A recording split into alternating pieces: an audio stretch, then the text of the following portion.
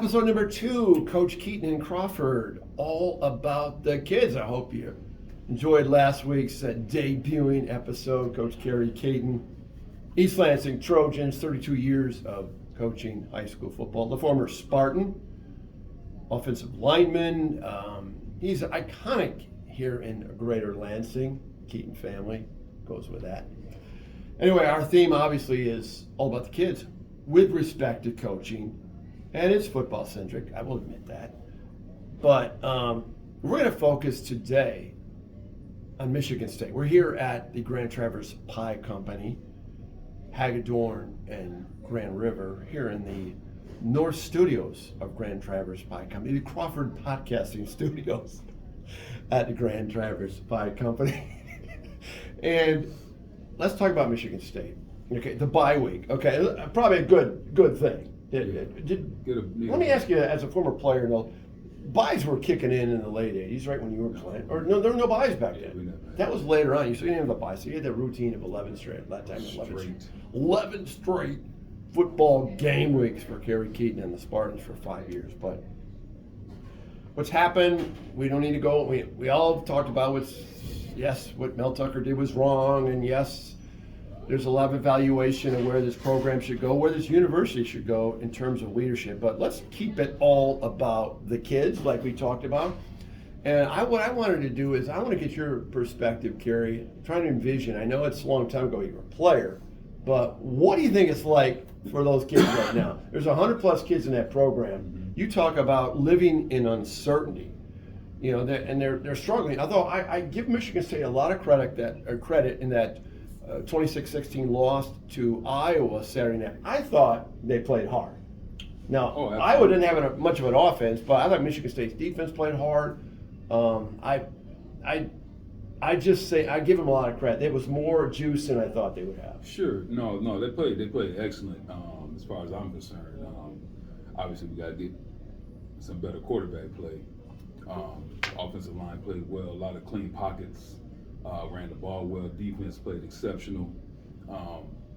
And like you said, in this situation that the kids are going through, you got to give a lot of credit to Coach Barnett and the staff and those guys to getting them and the kids too. Like, okay, I talked about this with just some friends of mine and some other players. When everything first happened, it's like, okay, well, what are we doing to make sure the kids gonna be okay? Because they're there. They're there, and it's not their fault. Some of them are thousands of miles away from home. Whatever. What are we doing to make sure the kids are okay? They got great resources there to help make sure the kids are doing well. They can go speak to people, that kind of thing. But to get them to make sure they're locked in, they played well against Maryland. We didn't win, obviously, but especially in the second half, I thought they played well. And with everything that's going on right now in college football with the NIL and the portal and all that kind of stuff, my biggest thing is, okay, and Coach, he asked it now, whether he asked it there was at the right time there, hey man, do you want to be here or not? Some people were critical of that question because he thought that he was opening the door. I actually, thinking back, I think it was a good one. Because let's just let's put it out there. Let's put it out there. If you don't want to be here, it's like anything else. If you don't want to, if you're not working on a job and you're complaining about it, you don't want to be there, just leave. Period. Yeah, that's it. Yeah. No hard feelings. No hard feelings. I get it. And he put that tagline in there. No hard feelings. The situation is not the one that you signed your Absolutely not. You don't even know what the coaching staff's going to be next year. So I have no problem with that. You don't want, then fine. You know. But the whole NIL thing has really taken on a whole weird, because now you have people that are there that are young people. It's kind of like the whole at the beginning, like with football and basketball, but guys are getting paid coming into the league that haven't done anything. They haven't done it. Yes, exactly. And you got cats, these young fellas making, $5,000-$6,000 a month. Yeah. Ain't even playing. Yeah. So I can understand but my thing is, I don't want to play football. Yeah. That's what I came here for. Yeah. That's why I went to Michigan State. Probably could have went a couple other places, I want to play with the best. Let me go try this. But my point is, if you don't want to be here, then don't be here. Right. But if you're gonna be here, hey man, let's go win. Because at the end of the day, if you're on my team, I got your back. Yeah. 100%. What can we do as a team? What can I do to help you? You know, guys used to kind of make fun of me, even when I played. Because I was, second string, whatnot, and those guys, we're all in the same group together behind the ones, and they'd ask, Jelly, how you, I'm like, well, you can do this, or you can, and the other guy, why do you help them? Because you're a team. Because we're on a team. Yeah. And ultimately, it's kind of how it works, right? Ultimately, are we all trying to win? So if they're going to put you in the game, Yeah. I need you to be able to know what to do, Right? So you can win, so we can get to these bowl games and Get that some kind nice of swag and have a good time. Exactly. All If I get my chance, I'm gonna go do my thing the best Yeah. I can. But if they're gonna put somebody else in, Mm-hmm. I need that guy to be good. Right. So Right. it's about the team. But to answer, to go back, those kids have been put in a position that had absolutely nothing to do with them. And the ones that have been able to keep the tunnel vision, and the coaches to get them focused for these. Again, we did not win. We probably should have won Iowa. That was a missed opportunity, and yet there's another. Got the bye week, another opportunity at Rutgers. That's a winnable game. They got winnable. Absolutely. Michigan State has winnable Absolutely. games. From my perspective, and I look at Michigan State, even from a Michigan perspective, I look with a clear mind. You know that. You've always said that about me, Kerry. I think with a clear mind. Other Michigan State people tell me that. And there's a lot of football to be played. And there's a lot to be gained. Even at just become a better football player. If you happen to go in the portal, Exactly. and there's a new coaching staff that cleans house. I'm not saying like he's going to do primetime clean house, but I mean that's the nature of the game right Absolutely. now. Okay, Sure. regardless Sure. of your coaching staff, that's the nature of the game. So they got 30 days in the portal. I mean, I don't see any purpose of a kid putting his name in the portal right now. He can do it postseason. All you're going to do is just create negative animosity. You know what I mean? So 100%. So don't do that. Sir, there's no purpose. No purpose. No purpose in doing that. But playing. oh yeah, you can have it. Get your plan. Do what you don't. Absolutely. Yeah, do what you don't do with your parents or whatever. But just. Yeah, you internalize it. But while you're there, you might want to get some good stuff on film so that you might somebody because we had this conversation last week as well. Unless you're the Keon Colemans or even the Peyton Thorns or the world or whatever, not that many of those guys. You're going to find yourself in the portal and you're going to end up at Saginaw Valley. Yeah. Or some other place that you did. When you have full ride here. Well, you're an orphan. Like go You're ahead, out there twisting and winning. And although, if you look at the numbers, there's a lot of people jumping in that portal, and there's a lot of people still in the portal. They have no place to land. Like in the movie Indiana Jones and the Last Crusade, when you choose wisely, you better make good choices, son, because once you, you can come back. The linebacker kid, he came back. I can't say, I don't want to butcher his name. Go. That's his name. There's been examples of that. And what's our wrong good with that? kid, What's wrong with that? They play for the Steelers now. Tight end. He left it and went to portal and came back. Yeah. So, but we got a coaching change coming. Right. And that going to portal, they might not want you back. So that's how would you aspect. Assess Harlan Barnett, how he's doing right now, and your evaluation of him as a potential head coach? I played with HB, so I know him as a player. So maybe it's not easy for you to make an evaluation. Yeah, and it's hard to get thrown into this situation. Can he be prepared to be? Sure. I think he'd be the head. Personally, I probably would have punted the ball last week on our own 30. But that was a team coach's decision that they made right there. That was, a little dicey. Yeah, that one because with the bad quarterback. Nah, punt the ball, make that kid beat you. Oh yeah. Punt him because your defense is playing Even great. if Kate had been in there, they couldn't move the ball across the street. Iowa's pathetic. Punt the ball, make that kid beat you. Right. That's my thinking. I agree. I agree. Go 7. Play field position. Absolutely, your defense playing great. Antonio won a lot of games on field position. Punter was punting the ball well until he punted to the boy last time. Yeah, you're not getting the ball. Put the ball out of bounds. Yeah, that was not anyway. I think sure he can. Sure he can. HB been doing this for a long time. Played at the highest levels, coached at the highest levels. I have the utmost confidence that he would be able to be the head coach. And you're in contact with a lot of former players, including on Zoom calls and things like that. Do you think the pulse of the Michigan State football alumni wants Harlan Burnett, or is that an age or an era thing where the older guys want Harlan, maybe the young football alumni would want somebody else? Because as former players, you're always you have a sense of ownership over your program. Sure. You could see that. I don't know if they would even pay the attention to it. Well, I'm just curious when you have discussions, not that they have any decision making. Well, we all have. If you know HB, then he's capable of being the head coach. Okay. You know what I'm saying? Right. Just like I know to know him is to believe in him. Absolutely, 100%. Okay. And I would believe that he was around himself, that he's smart enough and a good enough coach that he would surround himself with people, because that's all the head coach. That's all it is. You're an orchestra leader. You're a human resource. Absolutely. Person. You have to surround yourself with the best people that you can, because if you want to be the smartest guy in the room, you need to hurry up and get out of that room. And not only that, so micromanaging, wrong, doesn't no work. time for that. Mm-mm. So what is a head coach? So define a good head coach in terms of management of game day situations, of decision making, like a punt versus go for it. When does a head coach come into play, or is it total yield to the OC? Oh no, the head coach always has the hammer now. Okay, so always has a hammer. Okay, so that's still part of the equation. No, on the headset. Even when I was a head coach, I had an offensive coordinator. He called the plays. But if I wanted something, as the ebb and flow of the game, whatever, I'm like, okay, let's try it. I want to see this right now. I would go, hey man, I want to see this.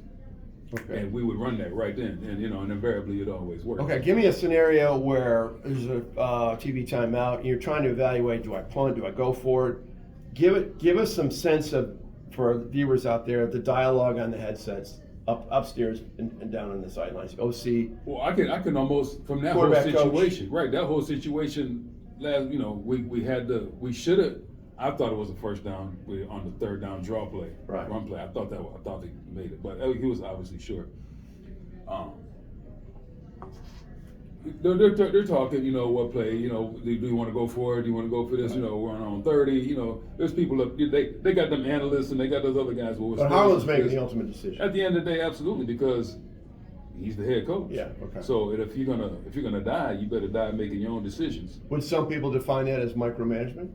No. Okay. That's those are big calls in the game. Okay, but you're a lot. Okay, so the 90 to 95% of decision making, you're yielding to the OC. Well, when he's calling plays, he's doing his thing, because as an offensive coordinator, you got to get into a rhythm. You just can't jump in there and be.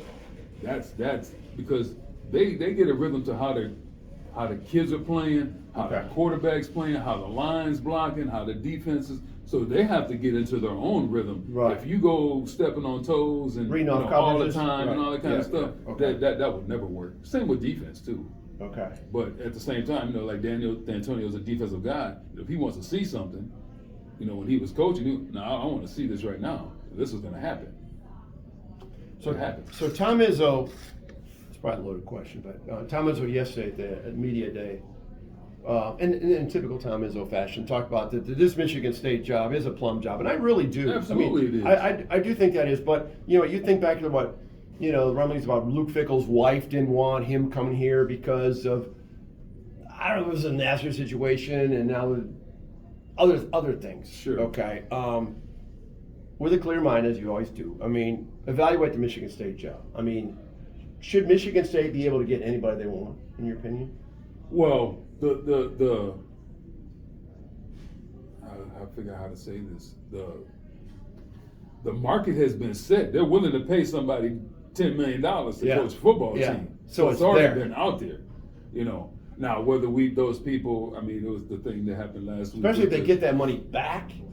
Oh yeah, Then you there's still more have it. avails right now, there. I don't think they're just going to throw $9.5 million at somebody. No, you for shouldn't. coaching. No. You know, but a $6 to $7 million, you know, and with the Minimum. facilities we got coming in. Yeah, and $70 million, upgrade. all that. The and campus, we great, talked about beautiful that. Campus, great basketball program, Which is good. Hockey program about to blow up. The hockey programs, Okay. they got it cooking. Okay, I That's good. watched Yeah. Nightingale. I'm like, because all my boys played back when the national championships Yeah. back in the day when I was at Michigan State. You know, Mhm. Steve Beadle, Kevin Miller. You know, it was doing it Right. for real. Dan Cole. Yeah. So Look at you, man. that stuff You're is just it's a well-versed starting- sports guy. Hey, them my people. You know, shout out to all my boys out there. So I don't okay. know why it's funny because somebody was talking about, well, what about, they're talking about the Elko guy. I'm like, well, why Mike wouldn't Elko he? at Duke University. Right, why wouldn't he? I'm like, well, he's leaving one great basketball program to another great basketball program, except our basketball program embraces the football team. I It can't does. believe that Duke gives Whoa! two. Izzo's the biggest college football fan in the Absolutely. world. Okay, I can't really good. believe point. Duke They're cares sitting too. right behind the, right down near the Sure. sidelines. Yes, I good can't point. believe Duke cares about that whatsoever. Hell They no. don't care about no football.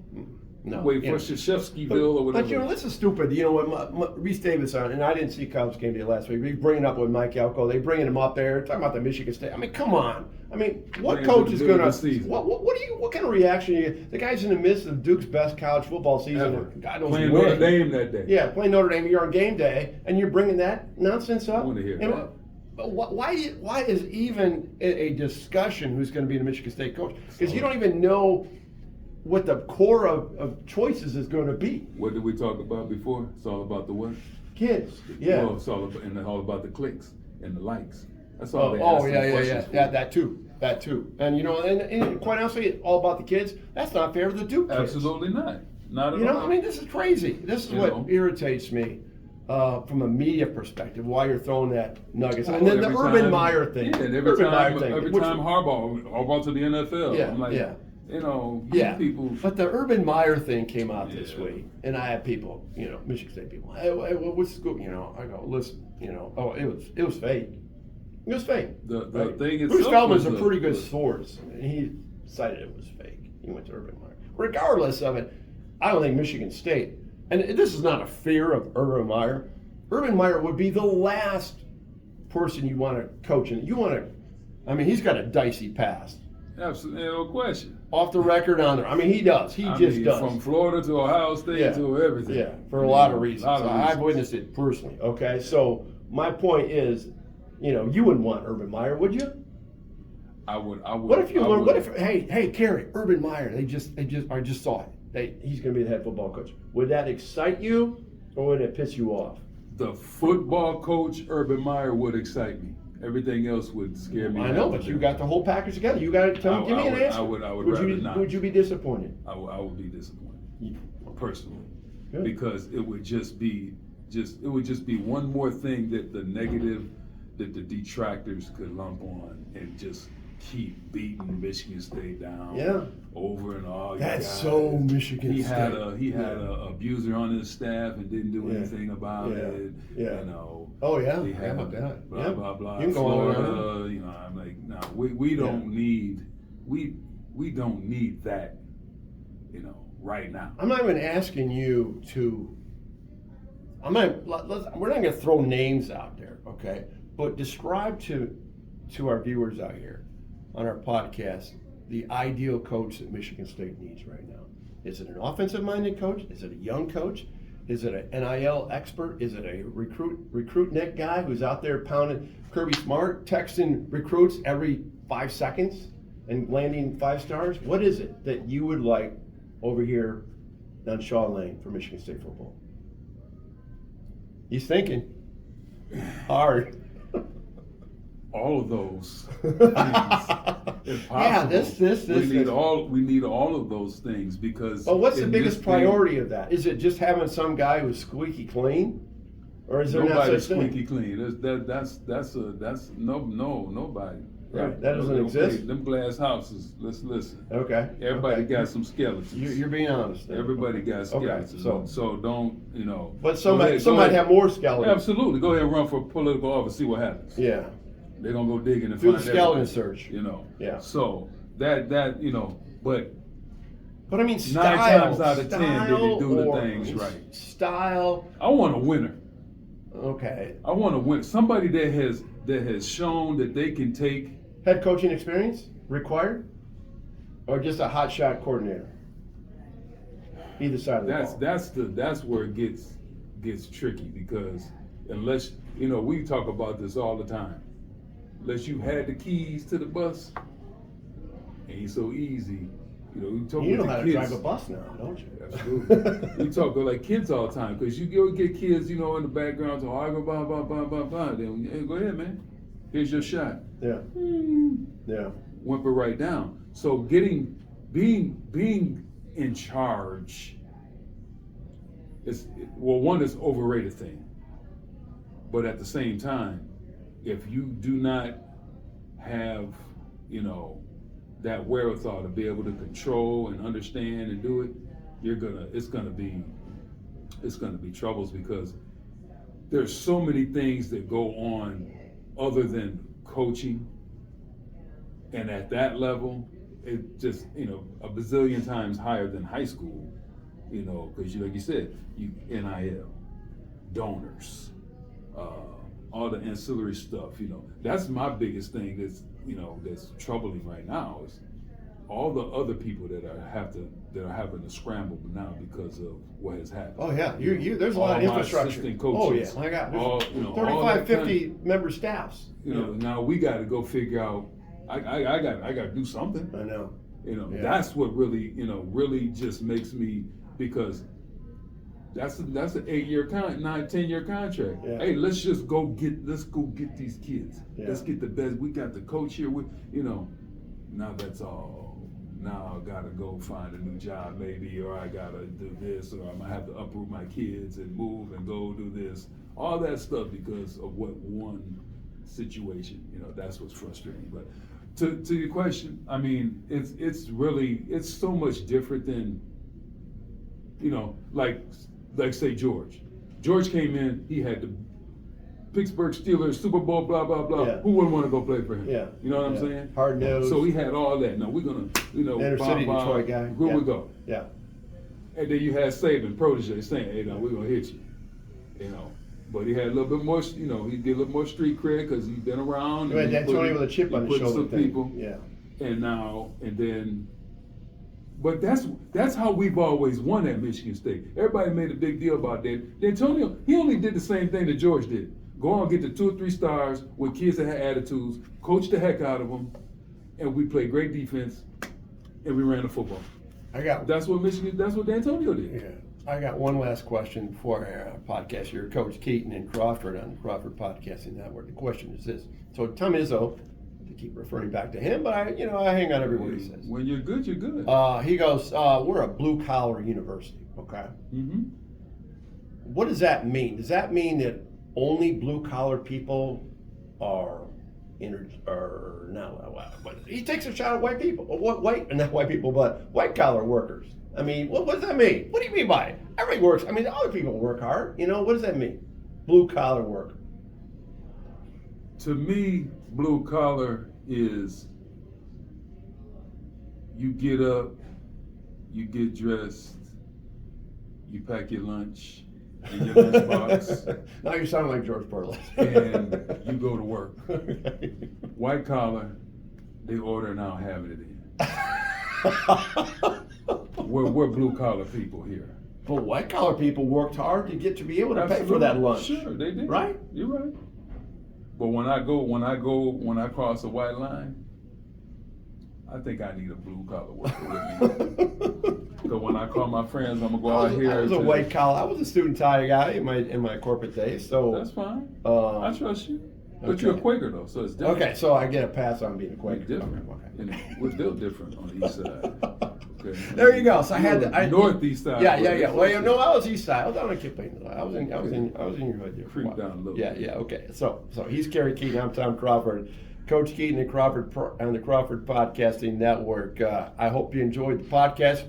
Follow us on the YouTube channel, Tom's Take Community. This video is also over there, also on the Facebook page, and we'll get some more juice in the podcast next week. We got another hot topic. So anyway, great job, Kerry. Thank you, sir. Until next time. Go green.